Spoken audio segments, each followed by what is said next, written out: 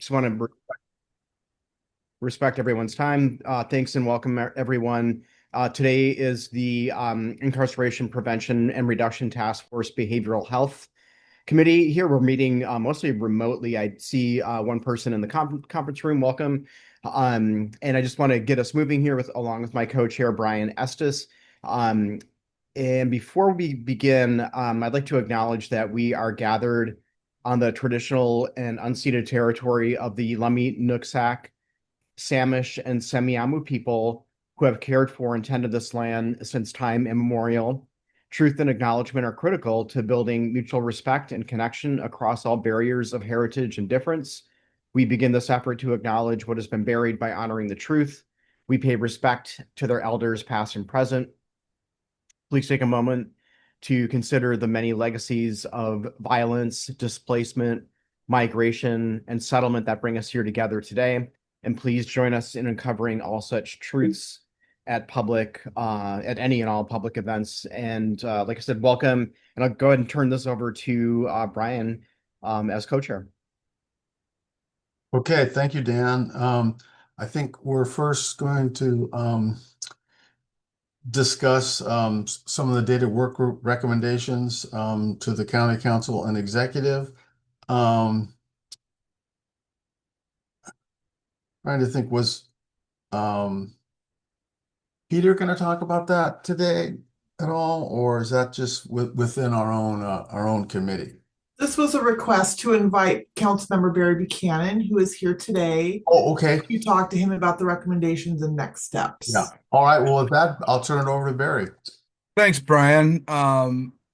Yeah, these recommendations need to get before the council very soon because we are now in the believe it or not, the 27-28 budget cycle is starting now because we have earlier deadlines now due to some charter review work that was done. So we have to have the budget, I think, to the council in September. So the executive's office will be asking for, requests for services, ASRs and such soon. So I think what we need to do, I think we have enough definition in all of the motions that have been made for by both the data work group and this committee. And I think what we can do is form that into an ASR and get that into the system for the 27-28 budget. That's what I got for you. That's kind of the path I see forward right from now. I think it's important that we have a very compelling request, though. Jill? Thanks. I just wanted to let everyone know, I'm going to put her on a spot a little bit here. Our new council member, Elizabeth, is joining us in this meeting today as well. Oh, welcome. Barry, could you explain an ASR? ASR is additional service request. So when a department wants to have is putting in for a new position or a new program, they fill out what is called an ASR, and that's the thing that goes through the system that explains the request and gets it in the queue. Dean? Yeah, I thought I might just comment a bit about the four short-term and longer-term priority recommendations that were in the Village Reach report, which is what both this committee and the IPRTF forwarded on to the executive and the council. And then subsequent to that, the data work group fleshed out a bit more one of those eight recommendations, which was the one that said designate dedicated role to operationalizing of this plan. That process, I think, is what Barry, particularly you're talking about in terms of what will take some time to incorporate enough into the budget to accomplish that kind of a position creation. But the other three in the near-term priorities that were recommended are to establish a shared indicator, some shared indicator definitions. The part of the work for that having been begun by Peter in his work on defining the meaning of recidivism and its sort of three pillars. The third one was conducting a next generation SIM mapping workshop, and that one is underway in collaboration with the State Administrative Office of the Courts. And the fourth one was to operationalize early reporting activities. And I think one of the elements of that really was to look at how can we at least begin to report in some kind of a data dashboard the data that we already have available to us. I guess what I want to suggest is that while the executive and council go forward on a budget to figure out how you can designate a particular role and a position for operationalizing the Village Reach plan, the other three require some support and in the short term. And for example, we know that Marty and Holly with the consulting firm have already taken on themselves the task of developing an interim dashboard. And then the steering committee has discussed the notion of doing some work in the next 3 months to define what can be accomplished around these four short-term definitions in the short term. And I guess what I want to suggest is that we consider, and I'm speaking here, I'm representing Melora from Health, that we consider looking at what short-term consulting resources we can acquire to accomplish those four short-term objectives. Whether it's an amendment to the Marty and Holly contract that's for J-POP primarily, or whether it's someone else that we can bring in the short term to work on these four immediate priorities. I'm wondering if we can't see if we can find some way to accomplish more in the short term while we're moving forward on the budget recommendation for a position. Okay, thanks, Dean. I think that's important that those other, you're right, those other bullet points get addressed, and we need to do that sooner rather than later. So maybe I could work with you and Melora on kind of a strategy on how to get that kind of into the council hopper. If that's amenable to you. Sure, yeah. Sounds good. That's what I had on the topic, Brian. So, Barry, just real quick to clarify, is that something that could be done this budget this year? I mean, I don't know. I'm not going to make any promises, but that would kind of be where I'm trying to swim. Yeah. sure, sure. Is there anything else as a committee we can do to promote this or assist with this in any way? Well, I think maybe when Dean and I and Melora get a chance to put some language down, maybe running it through this committee would be a good idea. We'll just have to keep things moving so we keep in sync with the schedule. So. Appreciate that. Any other discussion of this issue by any committee member?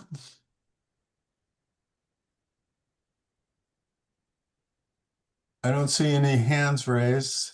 Well, all right. Well, thanks for having me. I got to Thank you, run Barry. another meeting, so you guys have a great one. Thank you very much, Barry. Really appreciate it, and thanks, Dean. Those are very thoughtful additions and comments. Okay, I believe that Courtney Colwell is on the call. I think earlier she emailed that she was having some technical difficulties. Courtney is the director of 988 Services for the Volunteers of America, which provides 988 services for many of the counties in Washington State, including Whatcom. She's presented to the committee before. And with that, I'll turn it over to Courtney. And Jill, is she able to share her screen? Yes, she is able to. Thank you, Brian. My apologies for being late. Nice to see you all again and nice to meet those of you I haven't seen before. I'll go ahead and share my screen.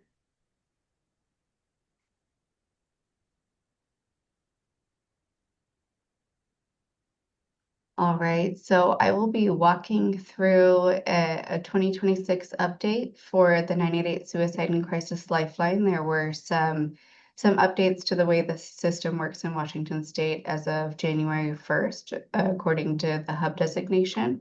And then I'll also be talking through some diversion initiatives the state's been working on with 911 and also a partnership with DOC.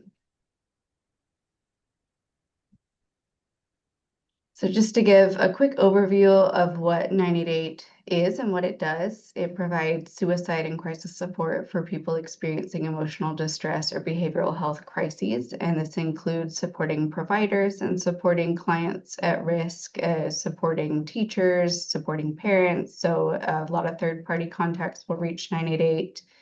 In 2025, we saw the most common reasons people reached out were thoughts of suicide, feelings of depression, feelings of anxiety, and relationship or family issues. It's available nationally by phone, text, or chat. The text option went live in 2022. It's text anything to just the three-digit number 988. In Washington State, 98 calls, chats, and texts are answered by paid bachelor's and master's level staff at all of the 98 centers. At Volunteers of America, where I'm representing, staff complete 6 to 8 weeks of training prior to taking any live contacts with clients. So the first update I'll share is in these dial pad options. So the dial pad options are press 1 for the Veterans Crisis Line, 2 for Spanish. Option 3 used to be for the LGBTQI plus youth line, but that closed July of 2025. So there's currently no option 3. Something about that we have noticed is we haven't seen overall reduction in volume coming to 988. So that tells us those contacts may have shifted to the other subnetworks or the regular 988 line. And in Washington State, press 4 for the Native and Strong Lifeline, and these options are also available through the chat and text mode of communication. So at Volunteers of America, we host a variety of behavioral health programming related to 988. There's the 988 phone and chat and text service, which currently covers 32 of 39 counties in Washington State. The Native and Strong Lifeline, which has phone and chat and text services, it's statewide. The Native Resource Hub acts as kind of a Native 2-in-1 in a sense, but really more focused on care coordination between tribal and non-tribal resources. There's a national backup chat and text program that we operate, and that functions as part of the larger national backup network for 988.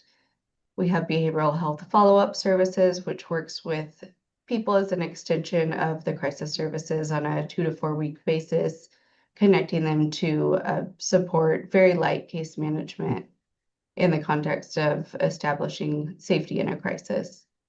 We have 911 to 988 diversion programs, and we are the regional crisis line provider for the North Sound, Salish, and Greater Columbia regions. So as of January 1st, hubs have been designated in Washington State. And so that has been in the works for a while now. That's part of the state legislature around setting up the 988 system. Hubs were always going to be designated. And so what happened in this designation was that Washington State is going to be aligning those 988 hubs with the regional crisis systems, meaning that centers will cover the same 988 regions as they do regional crisis lines. So what that means for Whatcom County is it's still Volunteers of America. We are reducing our region from 32 counties down to 15. The intention behind this is really to have more streamlined and continuity of care between these two systems and on the crisis care continuum.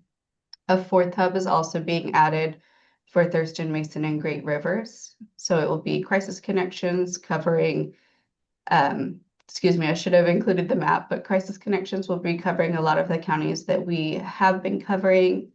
Frontier Behavioral Health will continue covering the counties in Eastern Washington, and then Olympic Recovery Services will be covering the Thurston, Mason, and Great Rivers region. So we'll continue with covering the North Sound, Salish, and Greater Columbia regions. And so this transition is going to be ongoing throughout this year. There's not a definite switchover timeline, although July 1st is kind of a soft goal.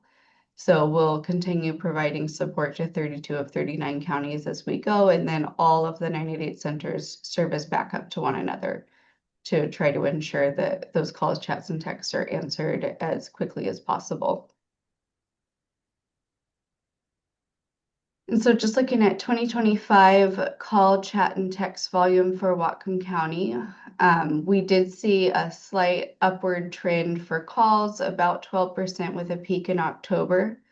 And we did see a slight downward trend in chat and text with a peak in July. And what that tells us, just based on historical data, is that there may be missed opportunities for reaching youth, since that service, chat and text, over 50% of the clients who reach out are under the age of 18.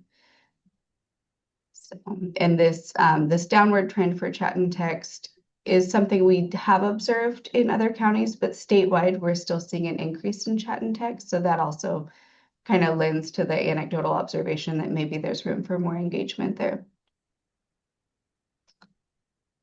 And so Washington State has been working on a 911 to 988 diversion initiative, which is focused on warm transfers. There are a lot of calls that 911 centers around the state will receive that are primarily behavioral health in nature and may benefit from a behavioral health response once an immediate safety concern is ruled out. So that's really the purpose of this initiative. And it's founded on the diversion pilots that the 988 centers have been working through for the past couple of years.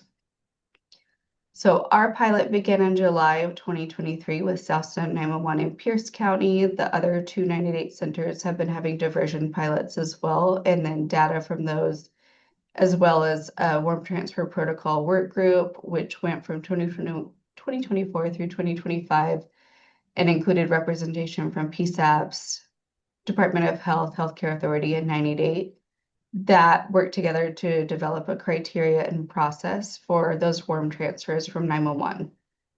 So where we are with that right now is that 988 hubs are partnering with interested PSAPs on piloting those warm transfers. There are some technological challenges like the 988 IVR and 911 centers potentially having to sit through that. So we're exploring with the 988 administrator Vibrant some options to work around that so that it can be a more immediate connection for 911 to connect to 988. And then the plan is for this data to be used to inform future diversion efforts and initiatives. Hey, So still Courtney, very early. Courtney, I'm sorry to interrupt. Can you explain PSAP? Yeah, it's public safety answering point. My apologies for putting that in there. That's 911 centers. Oh, I see. Okay, yeah. Yeah.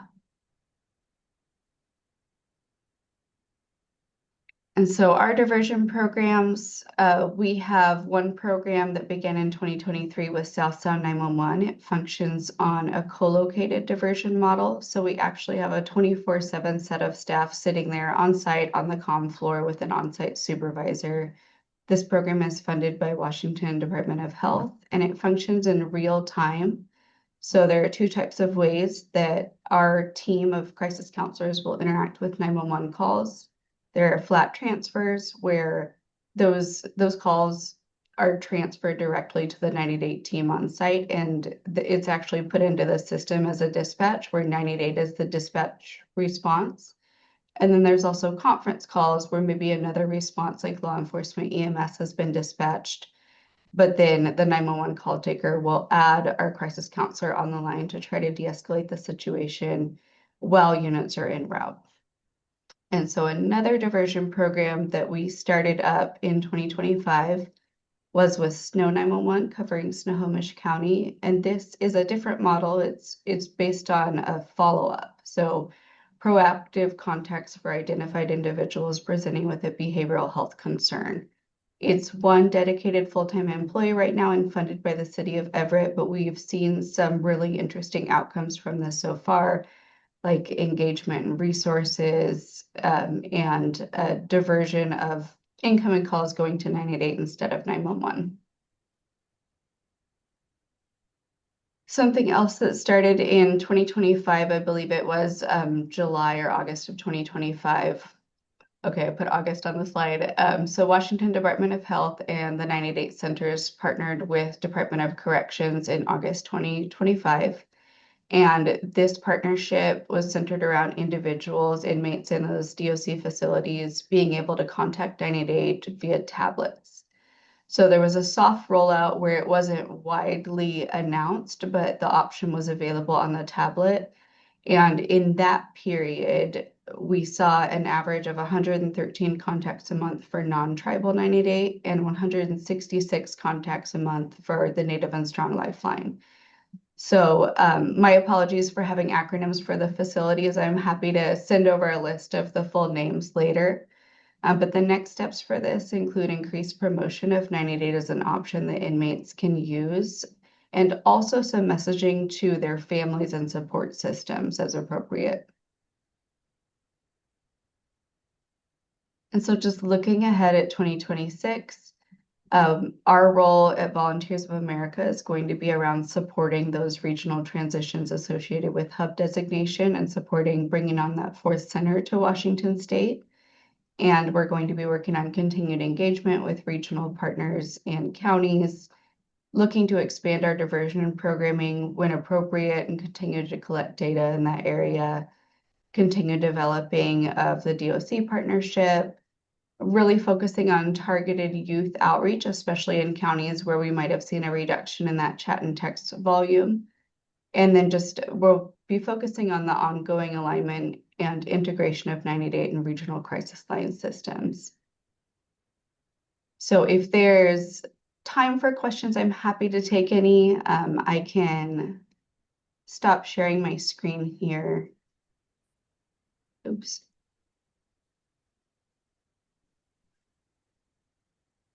Thank you, Courtney. I do have a question. Can you talk about the role of the behavioral health ASOs in funding 988? Isn't there a little bit of a change from that coming from the state? Now it's going to go through the ASOs, or So there will be much stronger integration of 988 and regional crisis systems, and those regional crisis systems are funded by the BHASOs, so there is some overlap there. The funding through fiscal year 2026 is still going through Washington State Department of Health for 988 directly, but it's possible we'd see changes to that too, and I can be sure to update if I hear anything. and could you talk a little bit about Whatcom County's 911 system, and is there any potential, do you see, for creating, a model like you had in South Pierce County?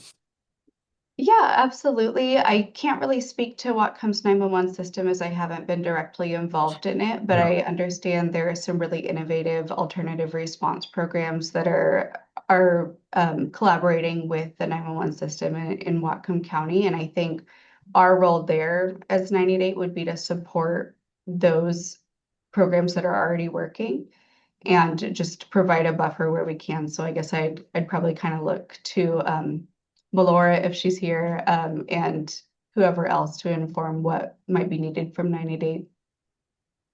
Okay. I notice we have Elizabeth Boyle, council member Elizabeth Boyle on the call today, and it just struck me, given her background with youth mental health, if she or anybody else has any ideas about how we might be able to promote 988 more for people under 18. Any thoughts, anybody? First of all, thank you for letting me pop in and listen into the call. And I think it's great that Heather's here about the youth mental health effort, and Jessica's at the council member Rienstra at the council office. I was curious about that too, Brian, about the youth mental health. And I was curious to see that the numbers did not change, even though that piece was taken away, or they didn't significantly change. It made me wonder, like, more about those numbers to better understand the stats. Courtney, did you want to follow up or respond to that, or? Yeah, I don't have exact numbers I can share right now, but what we saw, so we received notification that the LGBTQI plus youth subnetwork was closing. We received that notification in June with a month's notice that it would be closing in July. And after it closed, we so, and I'm speaking to information we got from Vibrant because this is a national phenomenon. They didn't see a reduction in overall volume, even though one of the subnetworks was completely closed. They saw that volume shift to other subnetworks. So I don't have exact numbers, but there wasn't a significant reduction in volume. So if I were a youth, an LGBTQ plus youth, I could still call in. I just maybe don't get to push that number. I could be redirected to another support. Yes, and I will say that all of the 988 centers in Washington State after the closure of that subnetwork, or excuse me, leading up to the closure of that subnetwork, all of their counselors were thoroughly trained in how to support that population. So in Washington State, it was the same training that was given to counselors supporting that subnetwork. So we're happy to say that, but definitely that's not a replacement for I think part of what that subnetwork did is it told youth belonging to that population that this is a safe place for me. And with that going away, it says something without saying it.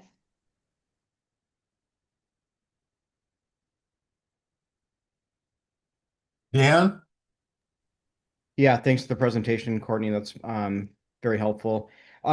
So you had talked about the integration of current existing programs with our Watcom 911 call center, and I think you're referring to the alternate response team and the mobile crisis outreach team. Is that correct? Yeah, the alternative response team was what I'd heard about in the past, having really good collaboration with 911. I'm kind of unfamiliar with all of the coordination in Whatcom County that goes on with 911. Okay. So I think it'd be helpful just to the body, to the group here, if we had someone from AR, alternate response team and mobile crisis outreach team, just perhaps at the next meeting or the meeting after, come and talk to us about the integration components with 988, since that is a rollout system that's been coming at us for a little bit here. And then just with respect to the newly elected folks here in the room, I do want to make sure that we are. I remember my first year of trying to swallow all of the acronyms that are bandied about here. Like everyone knows what they are, and people on this call generally do. But I want to make sure that just out of respect to our newly electeds, that we do define what those mean, so that they can, take notes as appropriate and just kind of get continue to drink from the fire hose and welcome. And we look forward to working with you so much. So thanks. Hand it back to you, Brian. Any other questions for Courtney? Well, Courtney, thank you so much. This continues to evolve, um, statewide, and we're following. I guess I just had one other final question. Can you comment a little bit about the model in Arizona? Because I think Washington State is attempting to pattern the system by going to these regional hubs.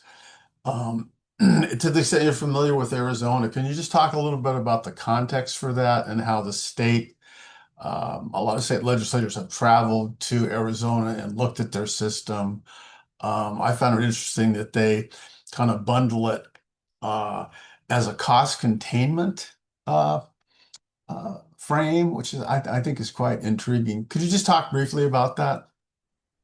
I can talk about that within my scope, which isn't very far. So I'm happy to get more information and send it to you later. Yeah. So what we looked at in developing our diversion program was what Arizona had done in that regard.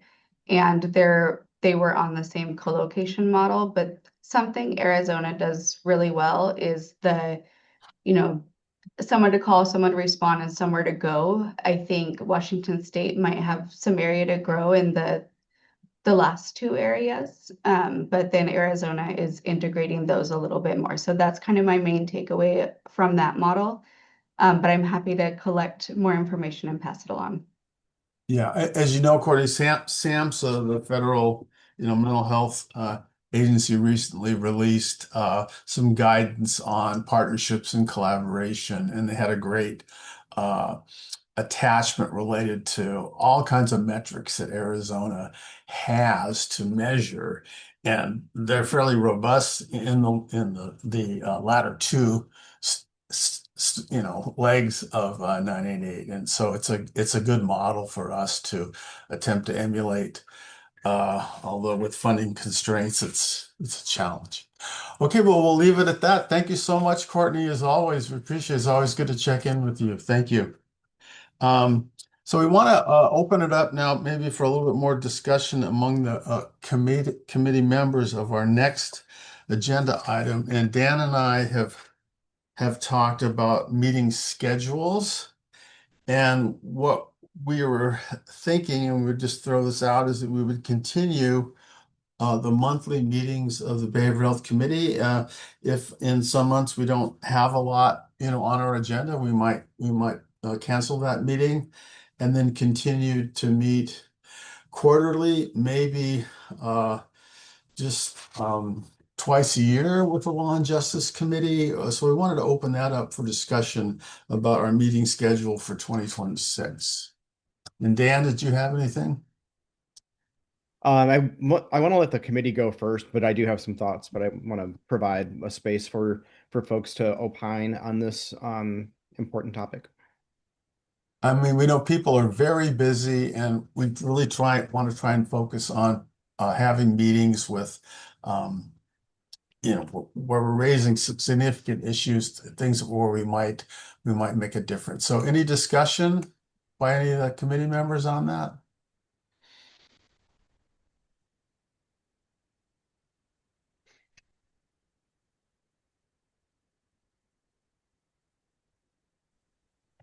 Okay, I'm not seeing any hands raised. Dan? Yeah, I can just speak briefly to this. I do think that it's important that we reserve one meeting per month, and probably take like December and maybe August off of the calendar. So it'd be 10 meetings per year, and probably between 2 and 4 joint meetings. So legal and justice systems, just for the electeds and the new folks on the call here, that's a separate committee of the Incarceration Prevention and Reduction Task Force. And there's such overlap between that committee and this committee that we do find it important to meet a few times a year, to discuss those overlapping topics. Like Involuntary Treatment Act could be a topic. Mental health issues within the jail and carceral system could be another topic. Just things like that.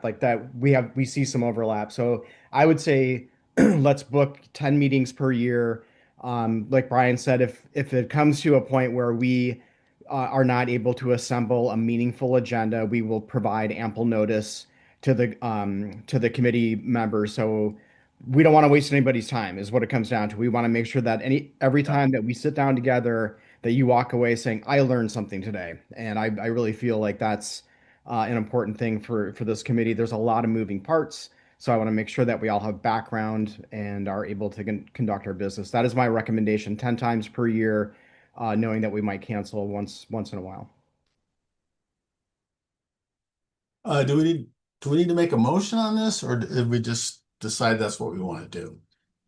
Jill, can you line judge? A motion would be best for OPMA reasons. If everyone just wants to turn on their video and give a wave. Okay. If We've got that would be great. We have a quorum. Is that correct, Jill? Yes. Okay. All right, I'll make a motion to adopt Dan's suggestion that we meet 10 times a year, taking August and December off, and that we maintain. Now, what about the Law and Justice? Are we talking about quarterly? Or I guess we need to have that discussion with them, I guess. Yeah, I think that's pending, but I think let's get the business out of the Behavioral Health Committee done first. Yeah. It's 10 times per year, and then we will talk with the Law and Justice folks and get some kind of meeting scheduled with them. Okay. Is there a second to the motion? I'll second that, Brian. Thank you, Stephen. All in favor? Any opposed?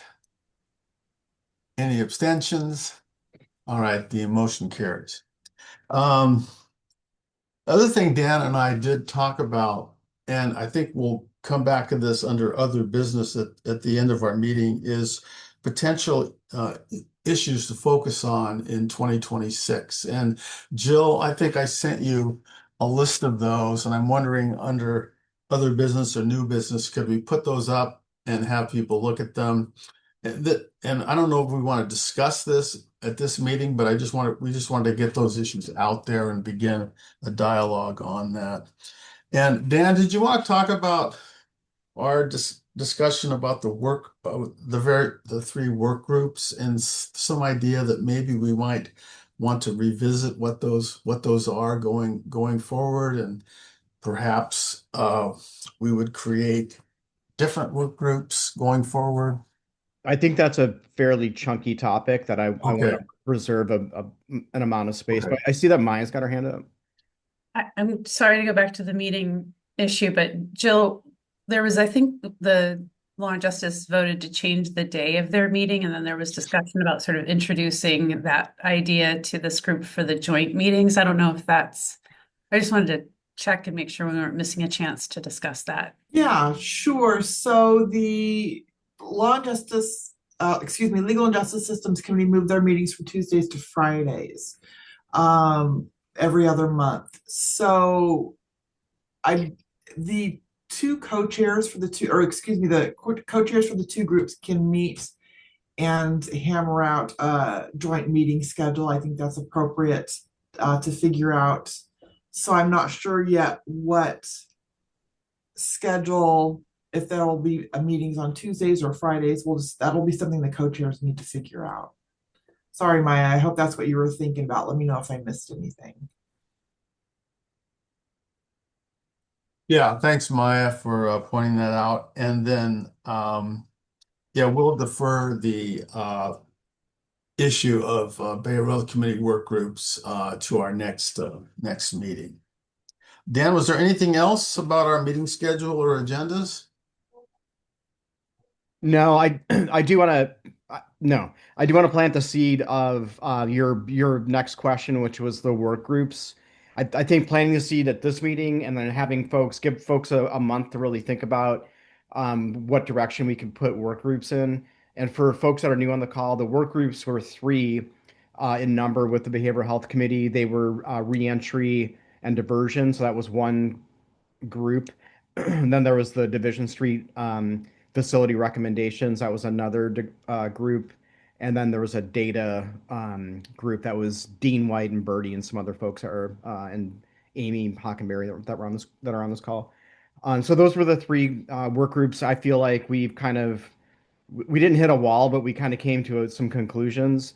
I think it's important for us to consider what work groups, and so this is kind of like micro, like really focusing in on topics uh, for the um, for the purpose of informing this behavioral health committee as to what important topics do we think we need to really be discussing um, in behavioral health. So I'm just planting the seed here at this meeting to think about what do we want to really talk about? What do you want to be involved in? What's your passion project when it comes to behavioral health issues and as relates to incarceration prevention and reduction. So I'll stop there. Okay, and I noticed one of the bullets under this agenda item is there overlap with other county, city, or community groups doing the work of the law and justice, and the behavioral health committees? And I'm thinking of you, Stephen, with the behavioral health advisory committee that the county has. Obviously, there might be some overlap between what we do and what they do, although they're not focused like we are on the criminal justice system. And for the benefit of people on the call, Stephen, could you just very briefly describe the work of that group? Sure. The Behavioral Health Advisory Group is a similar group to this that advises the Health and Community Services Department and particularly the Response Systems Division. It is an older group than the task force, and its initial charge was limited to the 1/10 of 1% sales tax, which funds a whole plethora of behavioral health services, not only those that touch the criminal legal system. lately we've been through a couple-month process, a facilitated priority setting exercise that provides community perspective into the most important needs and gaps in the behavioral health system in the community for the next couple years of primarily budgetary planning for the health department. And so we'll see what the take up on that is. So there are a number of programs within the scope of the BHAC that are also within the scope of this committee. And I'd be glad to carry water back and forth as we run into those common interests. That would be helpful, Stephen. The only thing I could think of that is kind of tangentially related to this is that Melora Christensen and her group convene a bi-monthly meeting of a number of providers throughout Whatcom County. And the topic also includes like crisis services. So people can present, different issues to this group. And it may, occasionally involve some issues that our committee may take up. And so anybody's, I sign into those calls. They're very educational, in nature. And I just thought I'd pass that along as another mechanism for kind of information sharing related to behavioral health and crisis services in Whatcom County.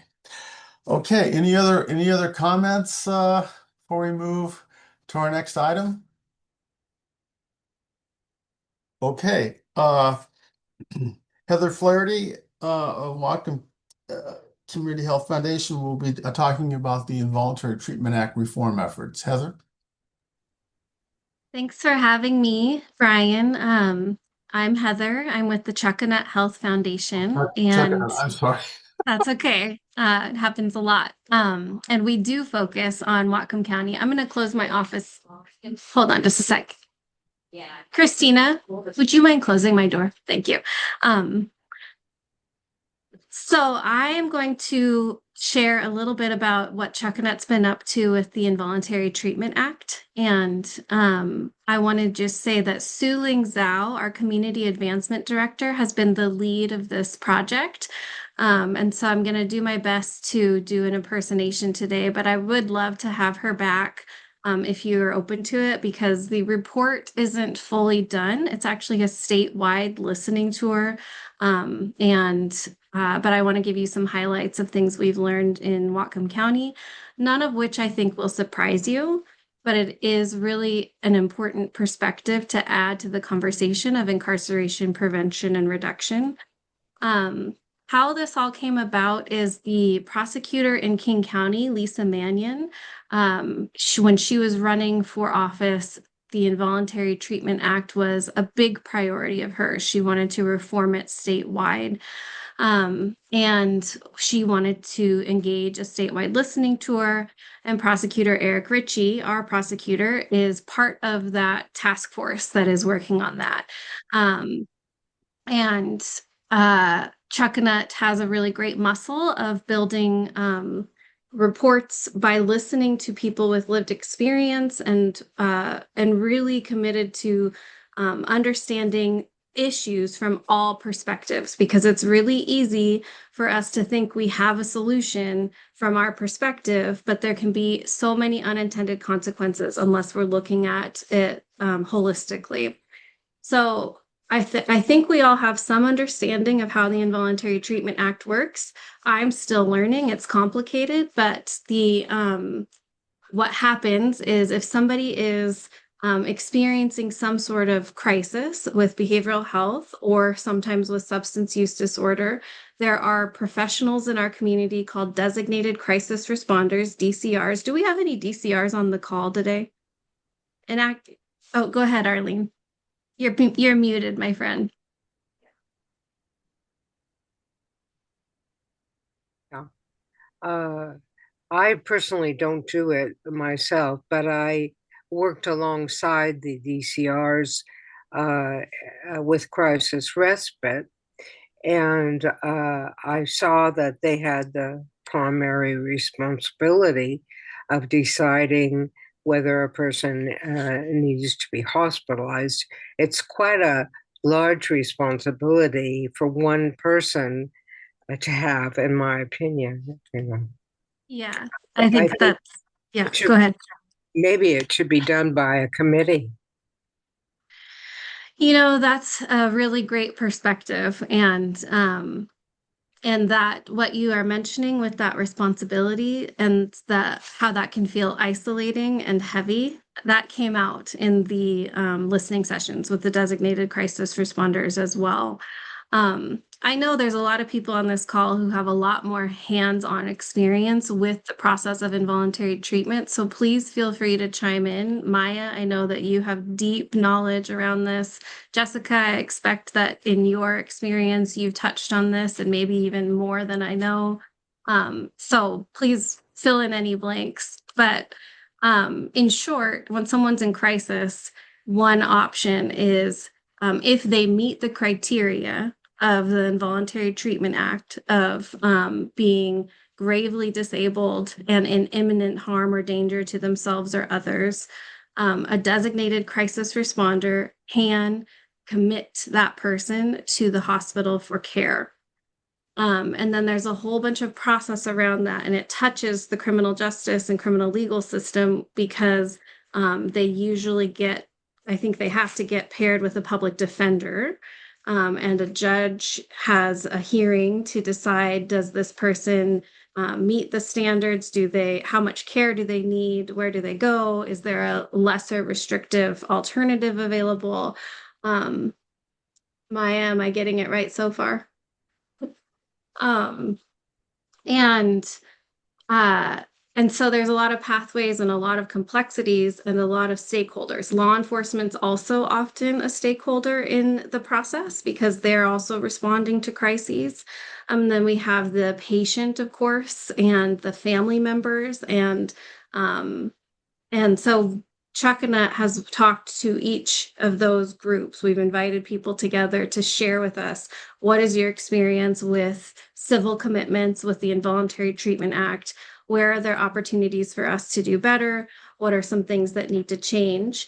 And we've been working across the state. We started in Whatcom County. We did Spokane and the Pend Oreille area, Stevens County, and now we're doing King County. And so where we're headed with this report is we will summarize all of the findings, and then prosecutor Lisa Mannion will decide whether this is worth some statewide advocacy or what things are actionable, working with the governor or trying to change the Involuntary Treatment Act.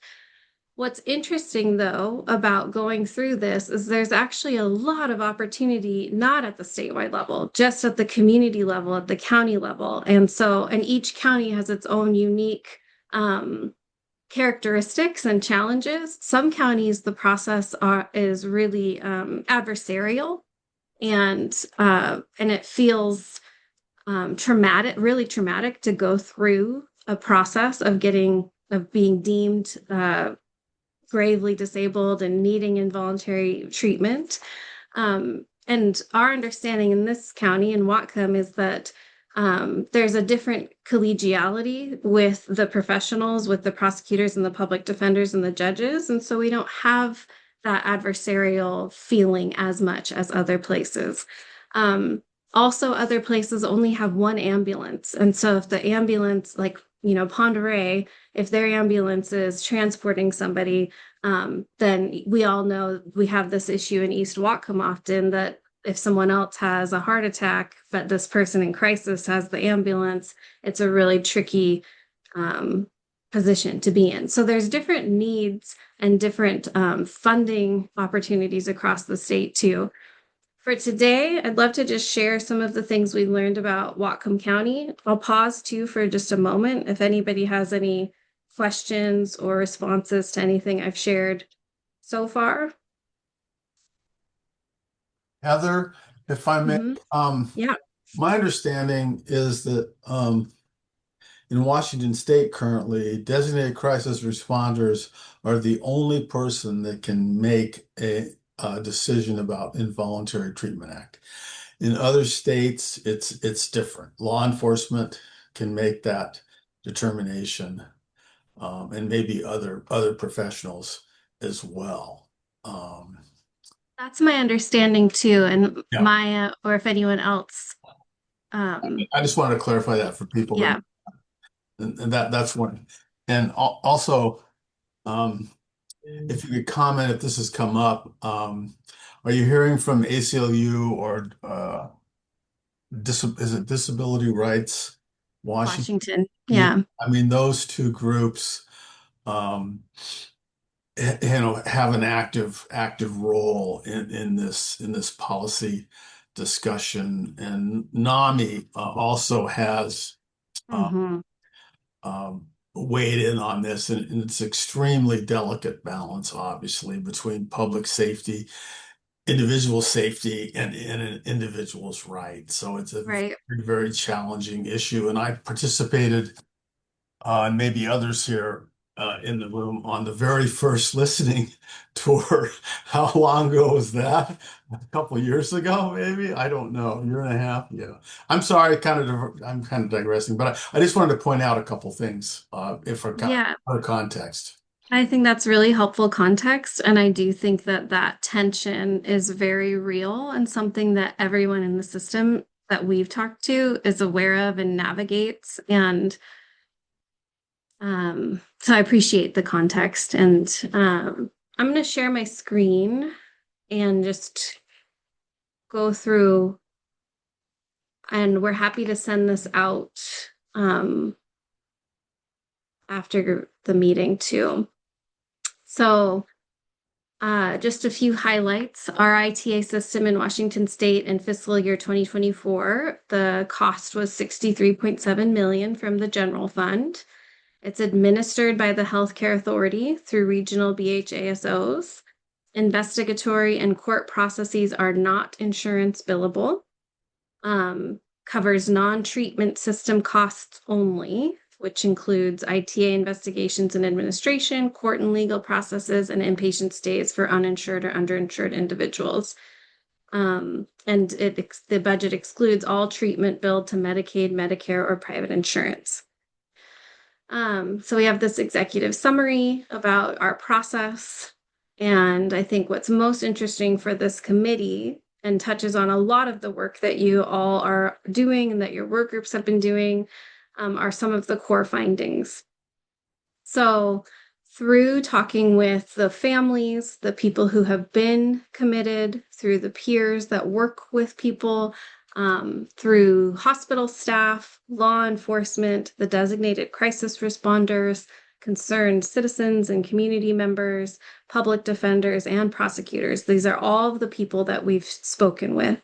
Some of the main themes that have come up are that there are fragmented communications between all those systems, and that can create repeated crisis cycles.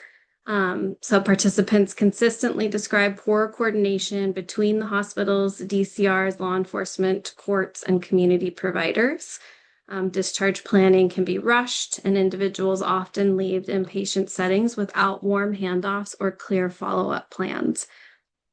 For those of you who work hands-on, please tell me if this feels accurate or not. We're still listening, so we want to make sure we're only publishing accurate information. And of course, there's always excellent outcomes somewhere in the systems too, but this came up as a general theme.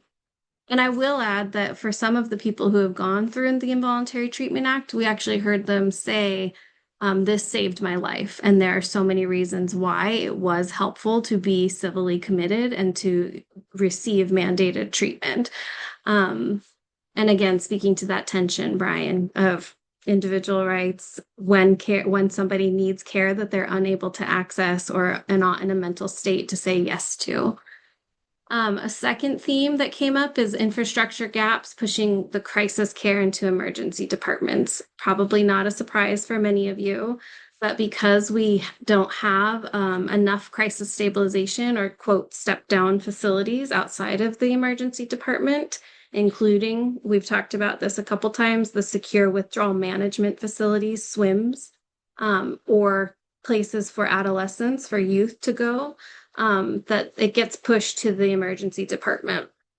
And then we also lack early intervention and prevention resources, though that youth mental health and the behavioral health fund of Whatcom County has been really investing in that. And I think there's a great movement and momentum around prevention, but we still need to do more. And so needs escalate to the emergency department. I remember hearing somebody talk about they went to the ER in Whatcom County because of a mental health crisis, and they sat there for more than 24 hours waiting to be seen because it's complicated. It's not a heart attack, it's in the triage of it all. They sometimes are the last to be seen. And that's pretty devastating. And we've also heard through other work at Chuckanut, the same kind of thing happens with our youth. When there's nowhere to bring your kid when they're in crisis, if you go to the ER, you end up sitting there for a long time and potentially not even being seen and given a list of, here, go try these other places. Go ahead, Arlene. What would you like to add in this moment? Oh, you're still muted. Unmute. I would like to add that the 23-hour crisis clinic theoretically would solve this problem if we get it and address all the psychological needs and the range that's presented. And the staff would be knowledgeable. The hospital staff is not as knowledgeable as they could be, and they certainly aren't in the field itself. So that would solve it. That's a great reminder of that opportunity of that 23-hour crisis center and the work underway with the county. Thank you, Arlene. One interesting thing we also found, probably won't be a surprise, is insurance barriers can really shape who gets care. We were told that when you have a grave disability, you are eligible for Medicare, actually, but there aren't very many places that provide mental health support that take Medicare also. Birdie, you can correct me if I'm wrong on that with your, okay.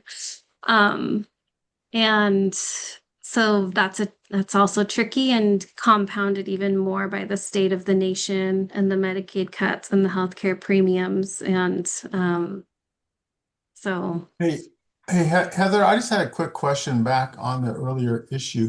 Can you just describe the difference between somebody that's under 18 and somebody who's over 18 in terms of the conditions for involuntary commitment? Do the parents make that decision if they're under 18 or who, or a guardian, or who, how does that work? That's a really detailed question. And I'm wondering actually if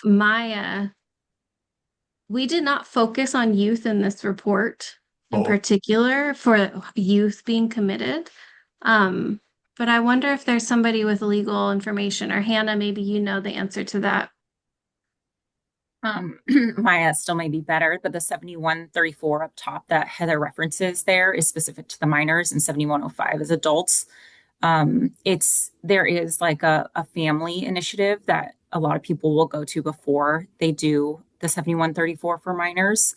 But if it does end up falling under the ITA law, it is the DCR. There's some slight differences in that statute that kind of allow you to detain sooner potentially in your decompensation than for adults. So it is good to know the difference because there is, and then there's a different potential option for children versus adults. Really great. Thank you for clarification. Yeah. And this, please keep asking questions like that, because as we finalize the report, it'll be really helpful to, like, now I would like to include a call out box of how is this different for youth, because part of this is also helping people understand what even is ITA, how does it work, how is it connected to everything else. So thank you. Stephen, I see your hand up. Thanks, Heather. There's the box you're scrolling down to quoting the hospital staff as people with meeting federal guidelines for disability qualify for Medicare. That's a very small number of people. It seems to confuse Medicare and Medicaid in a way that many people do. And I would just question some of the information and how much reliance you put on it. Medicare requires other categorical eligibility. Somebody might qualify for SSI and then become automatically eligible for Medicaid. To be declared disabled for Medicare purposes is a very complicated process and usually gets denied and requires further review, sometimes takes years. So I don't think this is in this box for the hospital staff. I don't think that's a true statement. And I would just urge you and you know, before this becomes final and goes out, that you make sure the report writers have a good handle on the various kinds of insurance coverage, because I think there would be a lot of people who would be uninsured for a while Yeah. at the early stages of the process. Thank you so much, Stephen. That's super important. And I think as much as we can, we'd love to have that. What is the denominator we're talking about here? Is it 1 or 2 or 3 people, or is it 700 people? And there was some interesting things that we learned around the Medicare, Medicaid distinction here. But so Bertie, I saw your hand come up. Anything you want to add on that? And you're muted. Unmute, please. Okay, just briefly, I think Stephen makes an excellent point about the confusion. I do see people who do meet the disability category and they automatically get Medicare. And Stephen, you're very right that it's difficult with a mental illness, but it does happen. And the only point that I really want to emphasize is what you touched on, Heather, that Medicare has very poor mental health coverage, much worse than Medicaid. Medicare designates the qualifications of a mental health person that's allowed to be covered in a very narrow way. So it eliminates a lot of the providers right out of the get-go. It's more than financial. So that's just my 2 cents worth. Yeah. That's a great, I just bolded that as more of the takeaway. And I also have a lot of questions. I am still learning a lot as well. And one thing I wonder about is for our aging well and elder population who have Medicare, not because they're disabled, but because they have reached the age that they're eligible.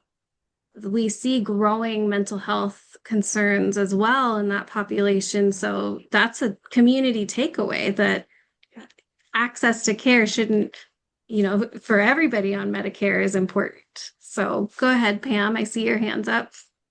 Yeah, I just wanted to say that again, especially for elderly folks.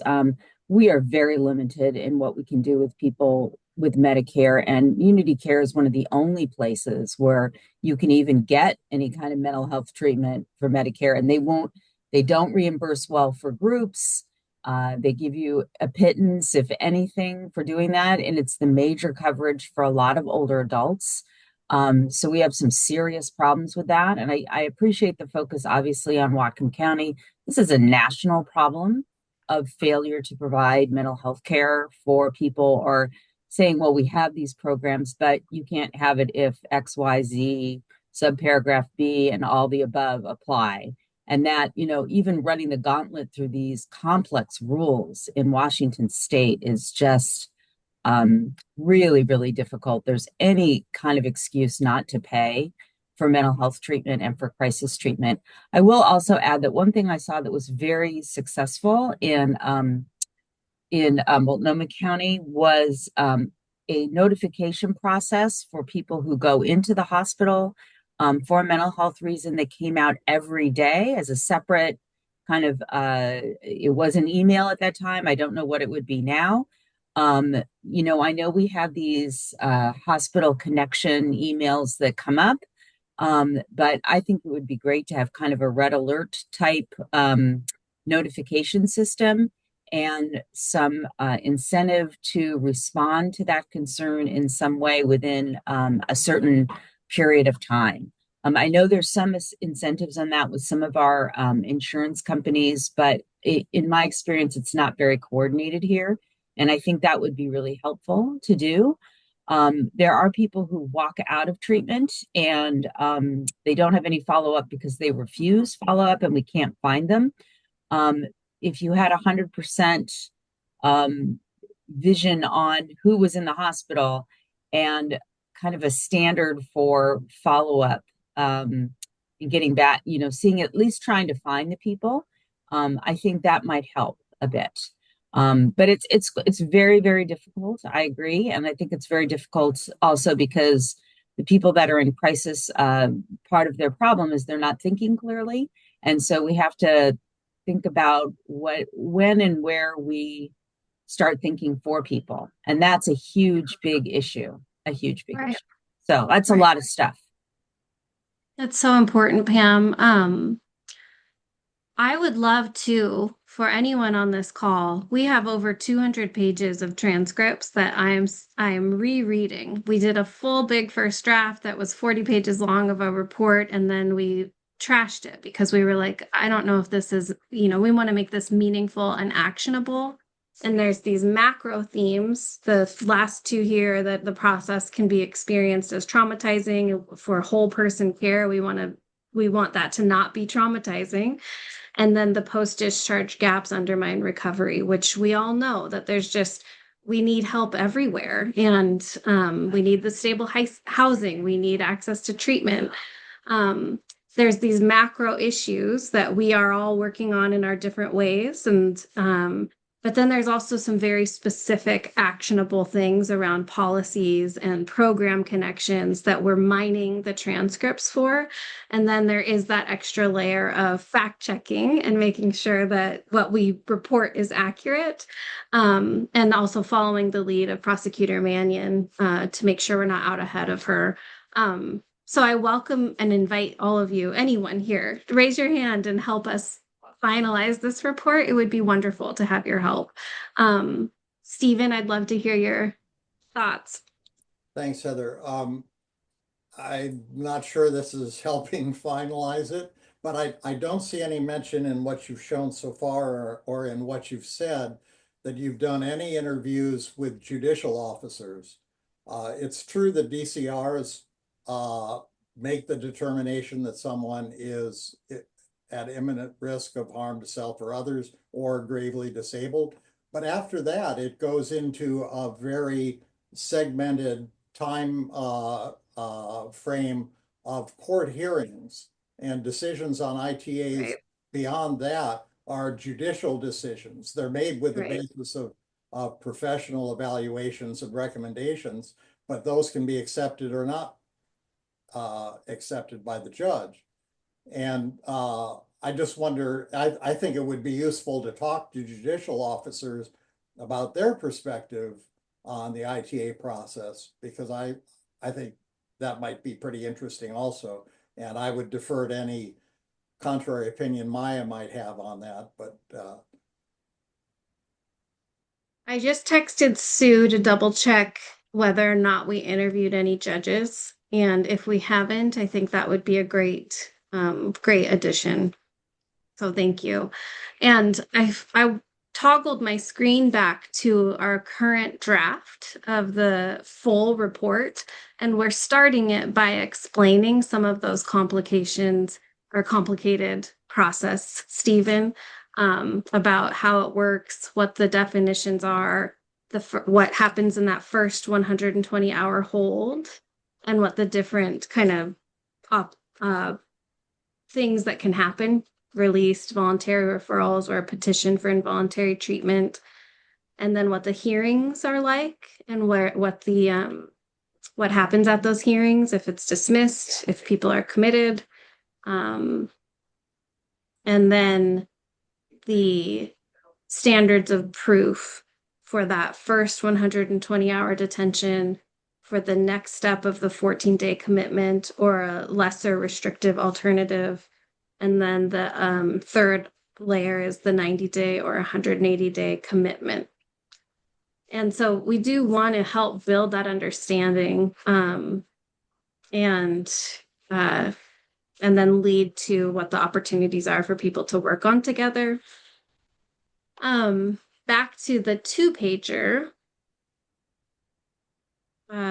you can see in 2025, in the first 10 months, this is the data we had at the ready, that we had 1,292 unduplicated individuals received behavioral health services in the jail. There were 6,589 non-emergent behavioral health referrals. There were 680 emergent behavioral health referrals, and 604 individuals were booked with severe mental illness. So, and Hannah, you might have provided these numbers to us, and I'm sure we'll get the full 2025 at some point. That's significant. There's a significant number of people in our community who need help. Heather, can I ask Yeah. a couple of things? Does this report talk about AOT at all? Yeah, Oh, it does. okay. Mhm. Also, I did a little legislative research, and there's a number of bills right now in the legislature that would change some of these things. For example, like HB 2383 would extend the initial ITA detention window from 120 to 168 hours to 7 days, et cetera, et cetera. Oh, so you've got some of this in here. Okay. Yeah, we have, that was going to be where I closed is, I'm sorry. I didn't mean to. You're good. Go ahead. You're good. Okay. Sorry. Go ahead. No, you've probably read more than me. So we have the macro findings, and I hope that it inspires discussion and is a context and perspective that is really important to the incarceration prevention and reduction work. We found 3 bills that are related at the state level. There may be more, but SB 5229 is about overdose reversal as evidence of grave disability. And so the key statutory change would be a person who has required revival by opioid overdose reversal medication within the previous 180 days to prevent a fatality or probable fatality that would help qualify them for a civil commitment. The one that you were speaking about is the expanded detention and treatment timelines. So the initial detention period would be from not more than 120 hours to not more than 168 hours. And then the short-term involuntary treatment following hearing would go from 14 days to 21 days. And then the third bill is SUD specific commitment standards and facility construction. So I'm going to stop sharing my screen. And I know that this is just hopefully the beginning of maybe a series of discussions, especially as the report is finalized. And we'd love to come back. And I would love to have Sue, who is brilliant and who is actually doing the deep research and can answer a lot more of the specific questions. Sue also just confirmed, Stephen, we did not interview judges in Whatcom, but we are in King County.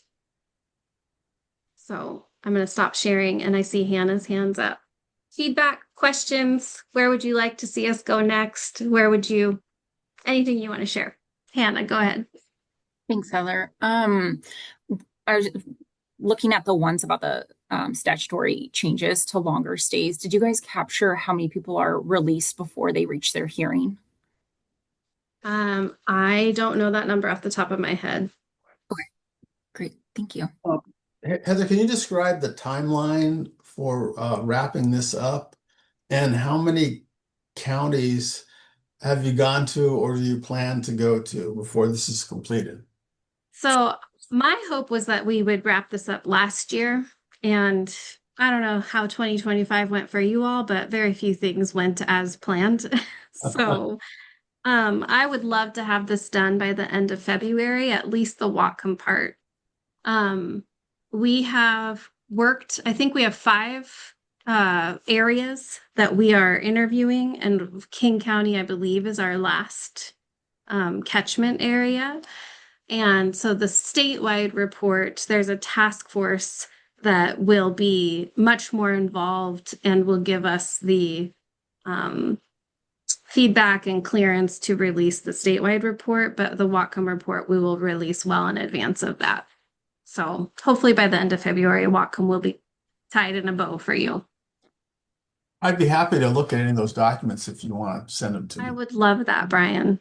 Yeah. Thank you. Stephen, I'd love your help too. I know you have a full plate, but if you have willingness to review some of the transcripts and help highlight with all of your expertise and experience with the humans in our community and the patient care and the insurance and the people who get left behind. I mean, you are such a champion for all of that, and your eyes seeing like, oh, this is actually an important insight. I welcome that. And so if you have time, let me know. Well, very kind words, Heather. Thank you. Yeah, send whatever you want me to look at on, and I'll do my best. Thank you, Stephen. Any other? Oh, go ahead. No. Any other questions for Heather? Well, I think that it's heroic for you to work on this topic. The things that I've learned over the years are very complex and difficult to think about and decide, and perfectly good people disagree. So it would be nice to have the subject opened up and discuss, because it's so important.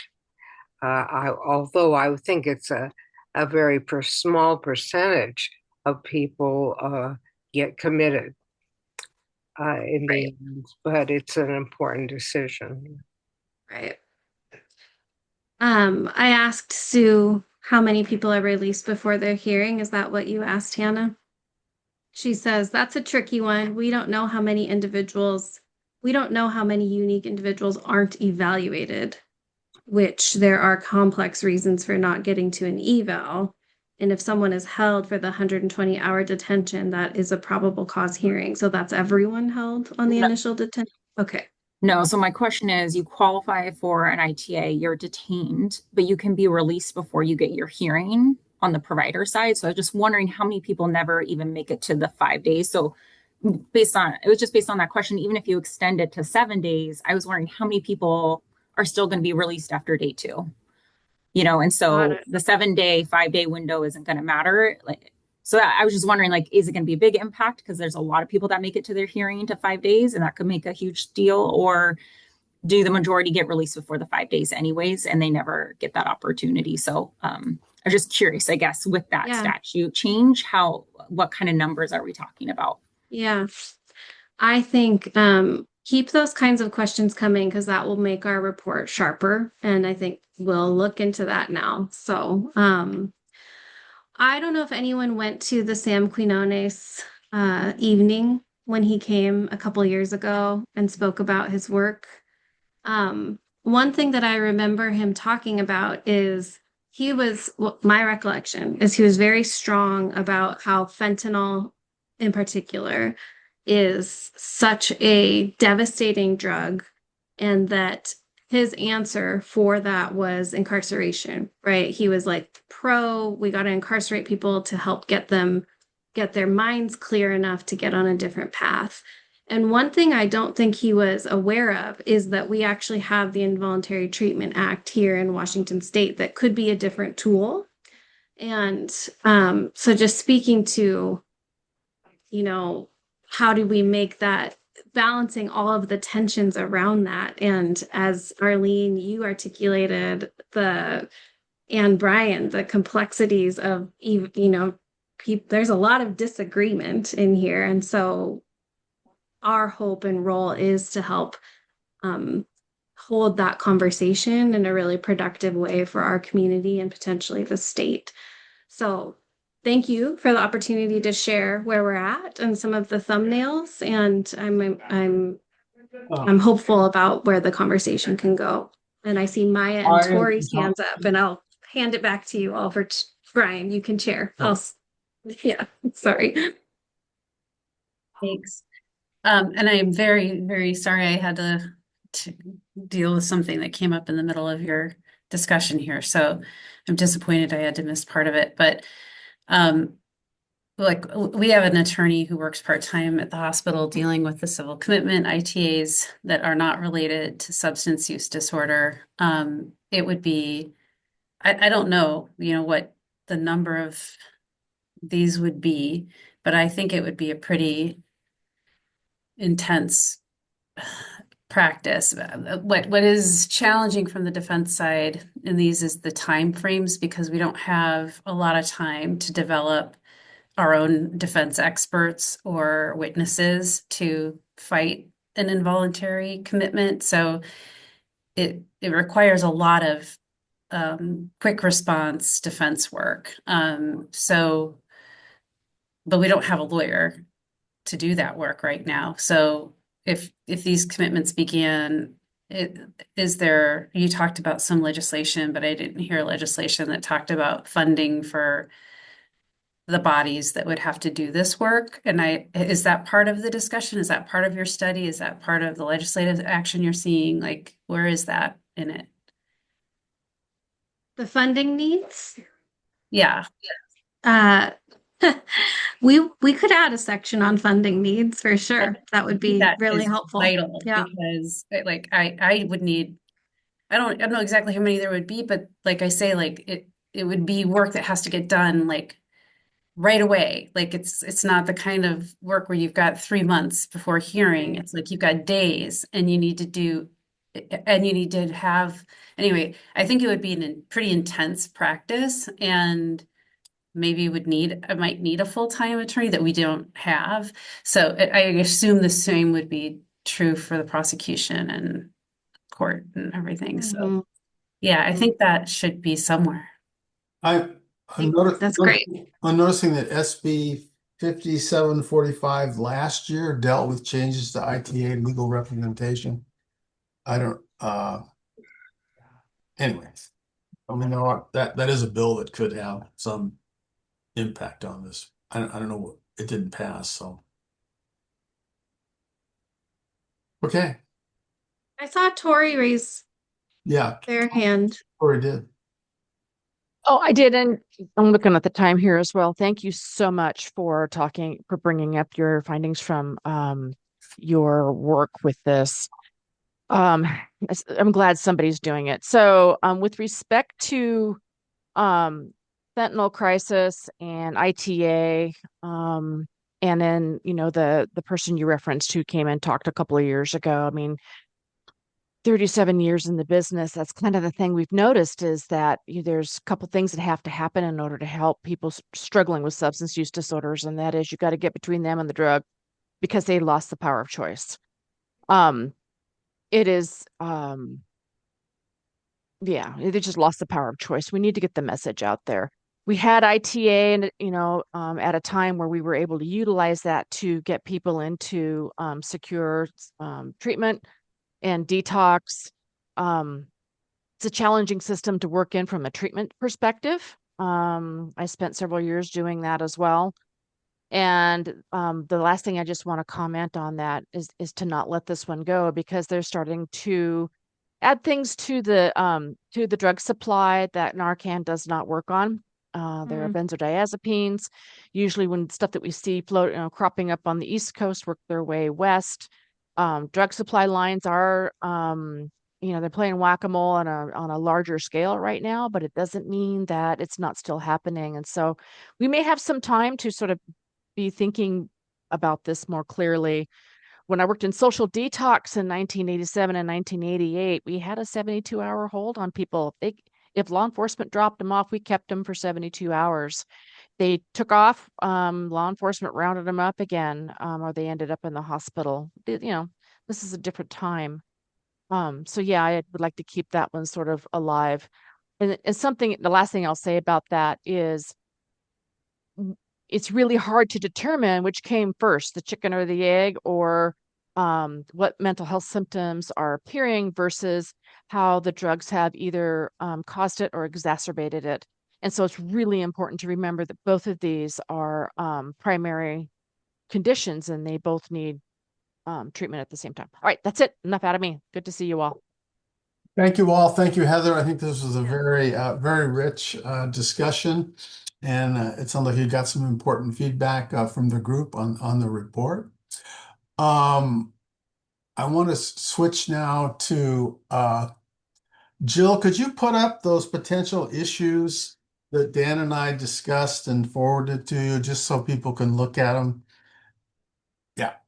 So these are just some potential issues for the committee to consider focusing on. And I just wanted to get these out there, and these will be sent out to you, prior to our next meeting. Dan, did you want to comment on this at all? No, I think this is pretty self-explanatory. Yeah, let's get it out to the group and then please mull it over, and we would be welcoming agenda items for the next meeting. And I do have some items under old and new, and we're running out of time here. Yeah, go ahead, Dan. Just real quick, I wanted to provide some basic notes that are germane to discussions here. The Dequal-Leach clinics, the mobile medical units between Flora and Division are now seeing 125 patients. Council members, new ones, Jessica and Elizabeth, I want to invite you to go on a tour with me out at Division Street and then down at Flora. They're local, so they're easy to do. We can just pop into a car and do that. Flora is now seeing 40 people, and Division is now seeing 85 patients. So all good stuff. And this is for opiate use disorder, Suboxone, and methadone, just for heads up. And then lastly, State Senator Drew Hansen out of Bainbridge and our local Representative Joe Timmons are sponsoring Senate Bill 6169, and that is to address the nitrous oxide, commonly known as space gas, that's available at gas stations. That unregulated gray market drug has resulted in 156 deaths in 2023. That's up from 23 deaths in 2010. And then the other components are kratom and then elixir, which is it's sold as a potpourri, but people ingest it via smoking it, and it creates a euphoric effect, but it's unregulated and potentially dangerous. So we're working on those pieces. They're germane to the work that we do here in behavioral health. So I just wanted to get those out there.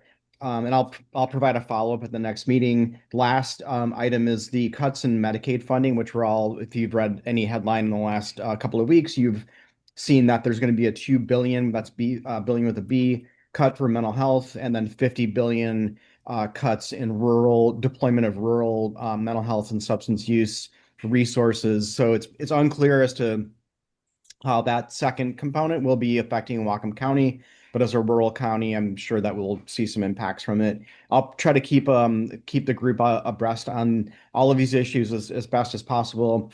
And then Jessica and Elizabeth, as far as doing a tour, let's just communicate offline. We'll figure out a time and a date to do that. And thanks for joining us today. That's all I got. Thank you very much. Just real quick, Dan and I are on a call later today on concerns and updates to the sequential intercept model. So if anybody have any thoughts on that, please let Dan or I know. With that, is there anything else? We don't have any attendees today in our our attendee list. It looks like Councilmember Rienstra is our only attendee in our conference room. Is that correct? We don't have any members of the public. Great. If you want to speak to the committee, Councilmember Rienstra, please do.